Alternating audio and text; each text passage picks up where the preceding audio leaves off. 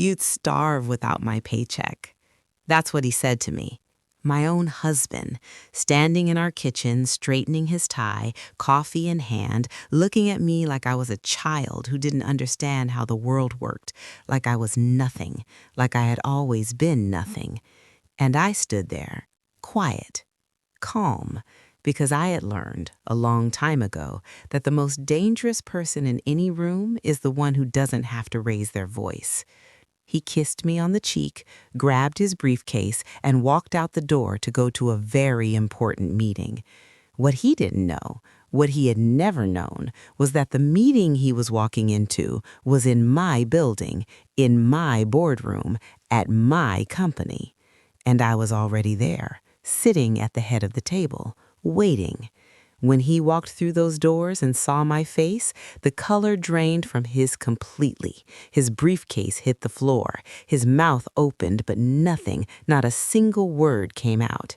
And I looked at him the way he had looked at me 1,000 times before, and I said, "Since I can't survive without you, let's see how you survive without a career." And then I slid the envelope across the table. My name is Claire Whitfield, and this is my story. But before I go any further, drop a comment right now and tell me where in the world you're watching this from. I want to know who's in the room with me tonight. Go ahead, I'll wait. I was born in a small town called Mill Haven, Georgia. Nothing special about it. One grocery store, 2 churches, a gas station that also sold bait, and enough humidity in the summer to make you feel like you were breathing through a wet towel. My mother worked at the school district's administrative office for 31 years. My father drove long-haul trucks and was home maybe 90 days out of every year, if we were lucky. We weren't poor, but we weren't comfortable either. We were that very specific kind of American middle class where nothing is ever quite enough, where every month felt like a negotiation, where my mother clipped coupons at the kitchen table on Sunday nights with the kind of concentration most people reserve for surgery. I watched her do that my whole childhood, and I promised myself, quietly, the way children make promises they don't fully understand yet, that I would never have to clip coupons, that I would never have to count on someone else's paycheck to determine whether I was okay. I was good in school, not the kind of good that gets you on the honor wall in the hallway, though I was on that too. I mean the kind of good where teachers pull you aside after class and look at you differently, where they say things like, "Claire, you need to get out of this town." Not mean, just honest. I got a partial scholarship to Georgia State, studied business administration, minored in finance, worked 2 jobs the entire time, one at a campus coffee shop starting at 5 in the morning, one at a clothing boutique downtown on weekends. I graduated with a 3.9 GPA and $11,000 saved in a bank account I had opened myself with money I had earned myself that no one else knew about. I was 22 years old, and I already understood something most people take decades to learn, that financial independence isn't just about money, it's about freedom. It's about never being trapped. And then I met Daniel Whitfield, and somehow, God help me, I forgot everything I knew. I met Daniel at a networking event in Atlanta. He was 30, I was 23. He had just been promoted to regional sales director at a mid-sized logistics firm called Hargrove & Co.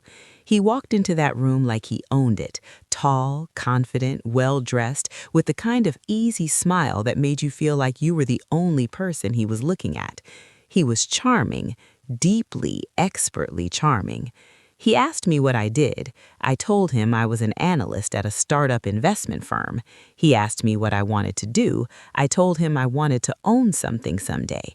He laughed, not unkindly, and said, "I like that. Most people are too scared to say that out loud." We talked for 2 hours. He got my number. He called the next day. By month 3, I was in love. By month 8, I had moved into his apartment in Midtown. By month 14, he proposed at a rooftop dinner in Buckhead with a ring that I later found out he had financed on a credit card. I didn't know that then. I found out much later. That's the thing about Daniel. You were always finding things out much later. We got married in October, small ceremony. His parents, my mother, a few close friends, a venue by a lake in the North Georgia mountains. It was genuinely beautiful. I have photos from that day where I look so happy it almost hurts to look at them now.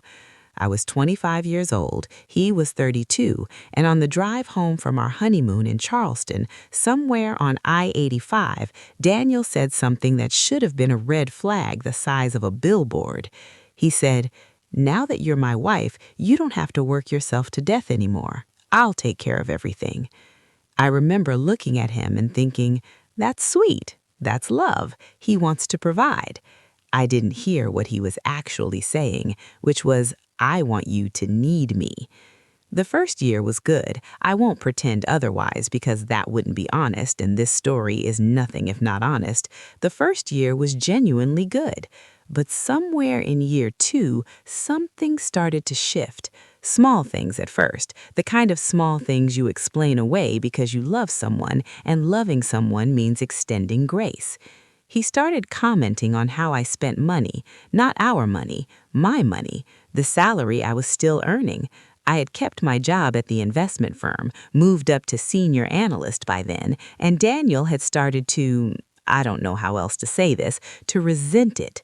Not openly, he would never say it openly, but in small, sharp ways. If I came home late for a work dinner, he'd say, "Must be nice to have a career that's more important than your family." There was no family yet, it was just us, but he said family like it was a weapon. If I mentioned a deal I'd worked on, he'd nod in this slow, dismissive way and then redirect the conversation to something he'd done, something he'd accomplished, like there wasn't enough air in the room for both of us to succeed. He started calling my work your little job. At first, I laughed it off. Then I started to shrink. I don't know exactly when it happened. That's the terrifying thing about emotional erosion. There's no single moment you can point to. It happens the way water wears down stone, slowly, invisibly, until one day you look in the mirror and realize you're not sure who's looking back at you. By year 3, I had stopped talking about work at home entirely. By year 4, I had convinced myself that maybe he was right, that maybe I was too focused, too ambitious, that maybe wanting more was somehow taking something away from him. I had gone from a woman who clipped no coupons to a woman who asked her husband before making a purchase over $50. Let me say that again. I was a senior financial analyst. I was managing portfolios worth millions of dollars for other people, and I was asking my husband permission to buy a pair of shoes. It was a Tuesday in March. I remember because it was raining, one of those cold Georgia rains that doesn't feel like it belongs in the South, and I was sitting at my desk at work going over a prospectus for a small logistics and supply chain company that had come up for acquisition. The company was Nexus Integrated Logistics, based in Atlanta. About 60 employees, solid infrastructure, underperforming leadership, enormous untapped potential. The asking price was below market because the founder was retiring and wanted a fast, clean sale. No drama, just out. I looked at those numbers for 4 hours straight, and something woke up in me, something I hadn't felt in years, that same quiet certainty I'd had at 22 years old, sitting in my apartment counting money I had earned myself. I knew, the way you know things sometimes, deep in your body before your brain had finished the argument, I knew I could run this company. I knew I could take it from underperforming to exceptional. I had spent years studying exactly this kind of business. I had the skills, the contacts, the understanding of the market. What I didn't have was the money to buy it outright. So I did what I had always done. I worked.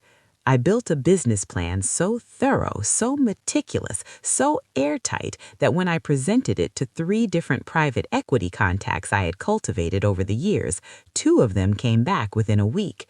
I structured the deal carefully. I would be the operating owner, but anonymously. My name would not appear in any public-facing documentation. The company would be held through a parent LLC, Whittemore Capital Group, and I would operate as managing director under that umbrella. Why anonymous? Because I knew Daniel. I knew that if he found out before the company was stable, before I had proven what I knew I could prove, he would find a way to make it about him or undermine it, or worse, he'd try to be involved. And I could not have that. So I kept it secret, completely secret. I told Daniel I had moved to a consulting role, different hours, variable pay. He shrugged. Consulting is unstable. Don't come crying to me when the checks stop. I smiled and said I wouldn't. 3 years. That's how long it took me to take Nexus Integrated Logistics from a struggling 60-person company with a 4% profit margin to a 140-person operation generating just under $22 million in annual revenue. I am not telling you that to brag. I am telling you that because I want you to understand what those 3 years actually looked like. They looked like leaving the house at 7 in the morning, dropping by the office, working until 6, coming home, making dinner, listening to Daniel talk about his day, doing dishes, waiting until he fell asleep, opening my laptop, and working until midnight. They looked like taking calls in my car in the driveway because I couldn't have certain conversations inside the house. They looked like hiring a brilliant operations manager named Sandra Cho, who only knew me as Miss Whitfield, the owner, and trusting her to hold things together on the days I couldn't be physically present. They looked like missing vacations I had planned, faking headaches so I could get on calls, building systems so quietly and so carefully that no single employee could trace the whole picture back to me. And through all of it, Daniel was at home telling anyone who would listen that his wife did some consulting work, but that he was really the one holding the household together. His words.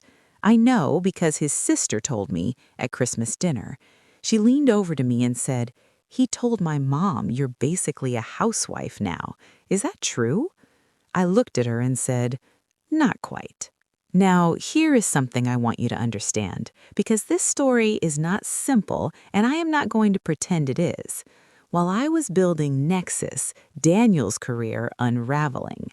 Not because of me. I want to be very clear about that. His career unraveled because of Daniel. He had been at Hargrove & Cole for 11 years by this point, had made it to VP of National Sales, and had started to believe, truly, deeply believe, that the company could not function without him.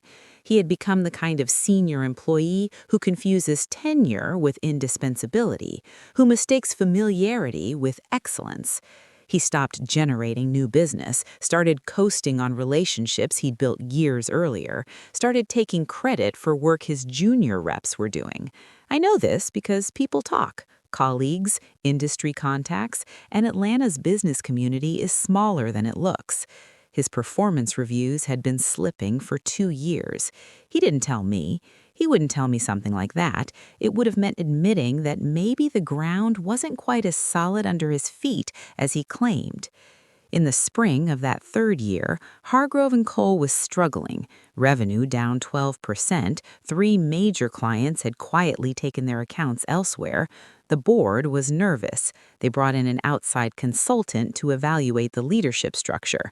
And that consultant, a firm called Meridian Advisory Group out of Charlotte, recommended a significant restructuring of the sales division.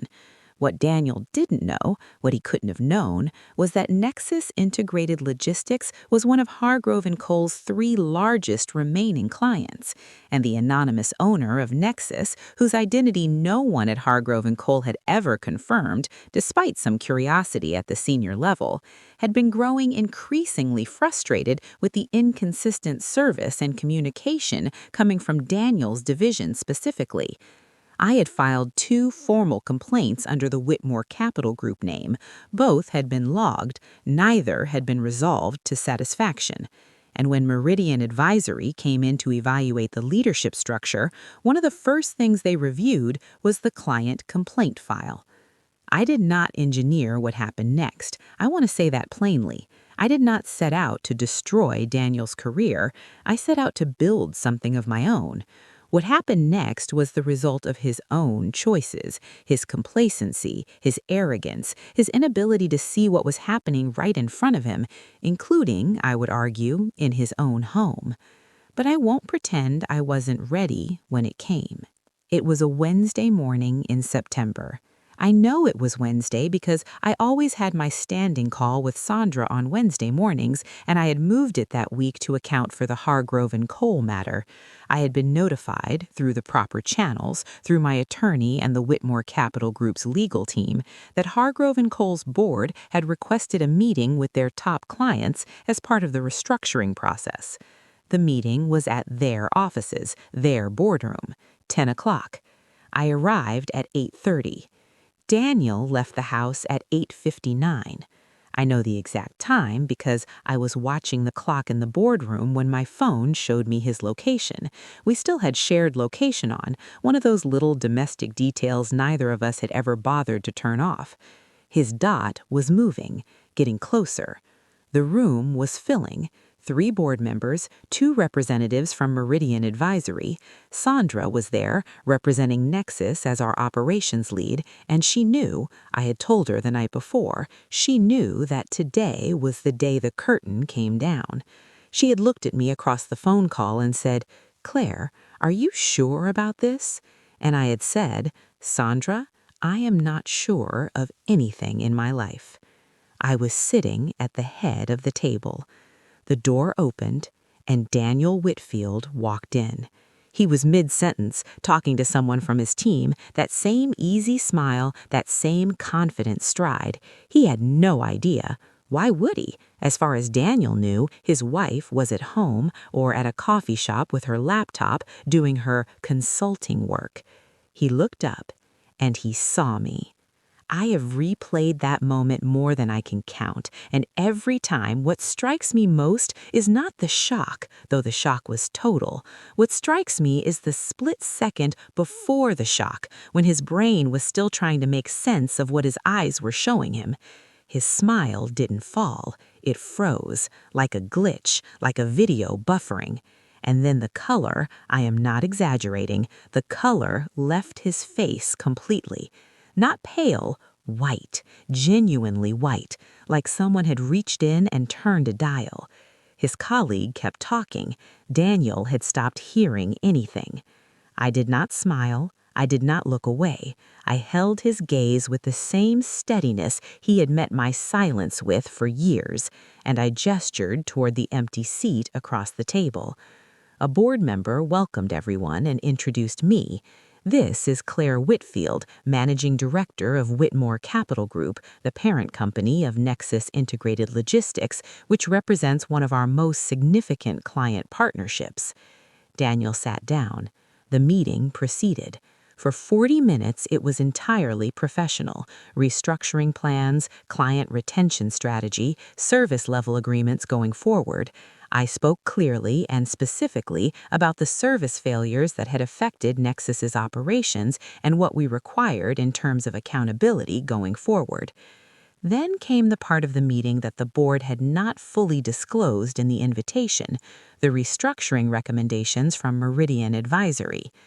The lead consultant from Meridian, a sharp, precise woman named Dr. Torres, pulled up the organizational chart. Based on our evaluation, Dr. Torres said, the underperformance in the National Sales Division is directly attributable to a failure of leadership at the VP level. The recommendation is the elimination of the VP of National Sales position and redistribution of those responsibilities across 3 regional directors. The room was quiet. Daniel's jaw had been tight for 20 minutes. Now it went slack. The individual currently holding that position, Dr. Torres continued, will be offered a separation package consistent with his contract terms, which has been reviewed and approved by the board. She slid a folder down the table. It stopped in front of Daniel. He didn't touch it. He was looking at me. And I said, quietly and evenly like I had learned to be after years of practice, "Daniel, since I can't survive without you, Let's see how you survive without a career." Someone at the end of the table coughed. Sandra looked at her notepad. Dr. Torres looked at Daniel. The board members looked at each other. And I slid a second envelope across the table. From me, not from the board, from me personally. He picked it up with a hand that was not entirely steady. Inside was a single piece of paper, and on that paper were two things. The first was a personal note, 4 sentences, that I had written at my kitchen table the night before while Daniel slept. The second was a document from my attorney. Divorce papers. He called me 6 times before I got to my car. I didn't answer. He was at the house when I got home that evening, which surprised me because I had half expected him to go somewhere, anywhere, to absorb what had happened. But he was there, sitting at the kitchen table, still in his work clothes, the folder from the meeting and my envelope in front of him. He looked different, smaller. Not in any physical way. Daniel was still the same tall, well-built man I had married, but something structurally had changed. The scaffolding was gone. He said, "How long?" I said, 3 years. He said, "The whole time I thought—" "I know what you thought," I said. There was a long silence, the kind of silence that has years in it. Then he said, and I think this was the most honest thing he had said to me in a very long time, "I was scared. I think I've been scared for a long time, that you were going to outgrow me." And I looked at him, this man I had loved, this man I had shrunk for, this man who had tried to make me small because he was afraid I would become large, and I felt something I had not expected to feel in that moment. I felt sad for him. Not for me, for him. Because all those years, all that energy spent trying to diminish me, trying to keep me manageable and dependent and small, all of that had been fear. Ordinary, human, exhausting fear. And the tragedy of it was that if he had just let me grow, we might have built something extraordinary together. But he hadn't, and we hadn't, and now we were here. I said, "I know you were scared, but scared isn't an excuse for what you did to me. You took a person who knew exactly who she was, and you spent 7 years trying to convince her she was less. That's not fear, Daniel. That's a choice. And so is this." I pointed to the divorce papers. He didn't fight them. The divorce was finalized 7 months later.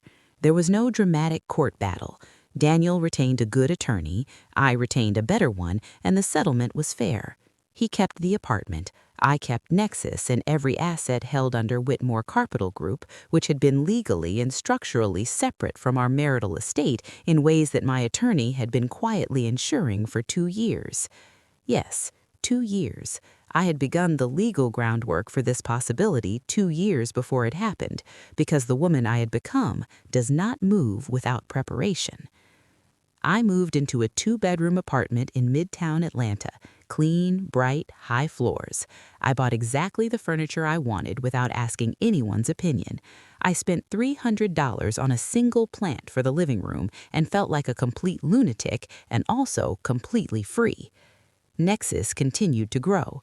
We hit $30 million in revenue 18 months post-divorce. I brought Sandra on as a full equity partner, which she had earned 10 times over. We hired 30 new employees. We opened a second operations hub in Charlotte. And slowly, I started to rebuild the version of myself I had set down somewhere in year 2 of a marriage to a man who was afraid of her. I started talking again, at dinners, at conferences, in rooms where I had previously made myself quiet. I started saying, "I own a company," instead of, "I do some consulting." I started wearing the clothes I actually wanted to wear, instead of the ones that didn't seem like too much. I started running again. I had run in college and stopped sometime in the marriage for no reason I can name now. I ran a half marathon the spring after the divorce. I cried at mile 11, not from pain, from something else entirely, from the feeling of a body that belongs to you, and a life that belongs to you, and a future that belongs to you. I cannot tell you that it was easy. I won't do that to you. There were nights in that midtown apartment, beautiful, quiet, all mine, where the silence felt less like freedom and more like absence, where I would sit on the couch and feel the specific weight of 7 years of investment in something that didn't work, and I would let myself feel it, fully, without explaining it away. Grief is not logical. You can grieve a marriage that damaged you. You can grieve the version of a person you believed someone was going to be. You can grieve time. I grieved all of it. And then I got up and went to work. I'm not telling you this story because I want you to applaud me for outmaneuvering my husband. That's not what this is. I'm telling you this story because I want someone, maybe you, maybe someone watching this on their phone in a bathroom at a job they hate, or in a car in a driveway they're not ready to walk into yet, or in a bed next to someone who has spent years making them feel small. I want someone to hear this. You do not have to ask permission to become who you are. You do not have to shrink to make someone else feel large. The skills you have, the intelligence, the drive you carry around inside you every day like a quiet fire, those belong to you. They were yours before you met anyone. They will be yours after. And here's the other thing, the thing I wish someone had told me at 25, standing at a lake in the North Georgia mountains in the most beautiful dress I'd ever worn. Dependence is not love. Control is not protection. Someone who needs you to be less than you are does not love you. They love the version of you they can manage. Real love, the kind worth having, the kind I believe exists because I've seen it in other people, even if I didn't get it in my own marriage. Real love makes you more of yourself, not less. Daniel and I have not spoken since the divorce was finalized. I don't wish him ill. I hope he does the work he clearly needs to do. I hope whatever fear was living inside him that needed to eat someone else's confidence to survive, I hope he starves it out and finds something better. But I don't wait on it. I have a company to run. There is a photo on my desk at the Nexus office, not from my wedding, not from some highlight reel moment. It's from the morning after I signed the acquisition papers on the company. I'm sitting at a desk that had just become mine, in an office that had just become mine, in a building that had just become mine, at 31 years old, with a cup of coffee and what I can only describe as the expression of a person who has remembered who she is. I keep it there because on the days when things are hard, and things are still sometimes hard, that doesn't stop, that never stops. I can look at her, that woman, the one who woke back up. And I can remind myself, she was always there. She never actually left. She was just waiting. My name is Claire Whitfield. I run a $30 million logistics company, and I did it without anyone's permission. If this story moved you, if it made you feel something, if some part of it sounded like your own life, share it, because someone in your circle needs to hear it today. Leave a comment telling me where you're watching from. Tell me if you have your own story. Tell me what you're building right now, quietly, when no one's watching. I read them. Thank you.